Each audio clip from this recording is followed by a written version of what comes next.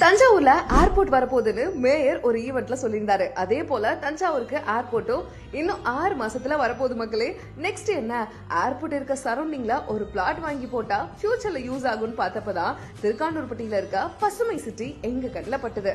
கரெக்டா இங்க இருந்து ஏர்போர்ட்டுக்கு வெறும் 2.5 கிலோமீட்டர்லயே லொகேட் ஆயிருக்கு. இந்த ஏரியா இப்போ டெவலப் ஆகலன்னா கூட டெஃபினட்டா இன்னும் ஒரு வருஷத்துல 100% டெவலப் ஆகிடும். அது மட்டும் இல்லாம பிளாட் பக்கத்திலேயே விவசாயம் எல்லாம் அவ்வளவு செழிப்பா பண்ணிட்டு இருக்காங்க. தண்ணி பிரச்சனைக்கு இங்க சான்ஸே இல்ல. ஏர்போர்ட் பக்கத்திலே இருக்கே, ஸ்கொயர் ஃபீட் ரேட் அதிகமா இருக்கும்னு நினைக்கிறீங்களா? அதுதான் இல்ல.